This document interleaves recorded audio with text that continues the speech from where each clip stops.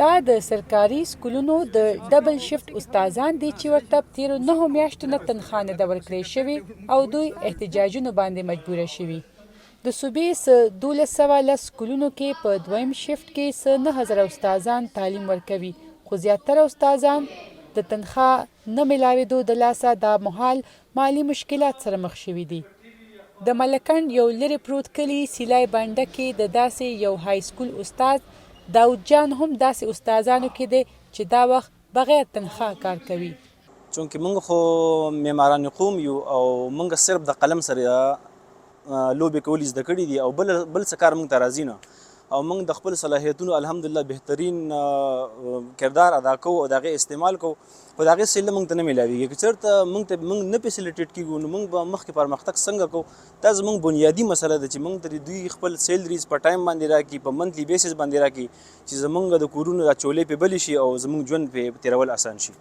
همدغه حال د نورو داسې لرې پرتو د قبایلي ضلعو د ډبل شفت سکولونو استادانو هم دی. څه پرایمري سکولونو کې د حکومت مقرر کم از کم تنخواه یعنی 15,000 روپۍ نه هم په کم تنخواه کارکوونکي استادانو ته په میاشتو تنخواه نه ده ورکړې شوې. د 22,000 نه واخله تر 28,000 تنخواه باندې کارکوونکي دغه استادان وایي د تنخواه نشتوالي له وجې دغه استادانو ژوند ګران شوی دی. خو هغه هم په 9 میاشتې موږ دا کوو، نو موږ په قرضونو ستړي شو. خلک راپسې مسخرې کوي چې د استادان خو ډېر بېدباره دي، چاله پیسې نه ورکوي، معاشره کې هم ګراني ده. دوی زمونږ د کورونو چولې مړې کړي دي. یو طرف ته دوی فخر کوي چې موږ د ماشومان سکولونو کې داخل کړل. د دغه 9000 استادانو نمایندګي کوونکو څو استادانو په پېښور کې تعلیم محکمې افسرانو ته په دې هکله خواستونه هم وړاندې کړي دي، خو غوښتنې لا تر اوسه نه دي پوره شوي.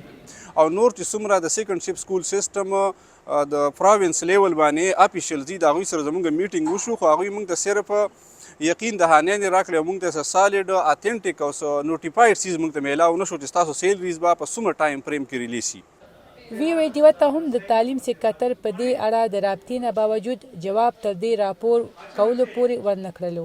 پاکستان کې اوس هم په لکونو ماشومان د سکولونو نه بهر دي او هر حکومت د تعلیم حق ورکولو نارې وهي، خو کوم معلم دغه نارو او وعدو پوره کولو لپاره عملی کار کوي هغوی ته د دې خدمت صله په وخت نه ورکول په تعلیم بد اغیز اچوي. کیمرمین هاشم علي سره سعدیه قاسم شاه، VOD پېښور.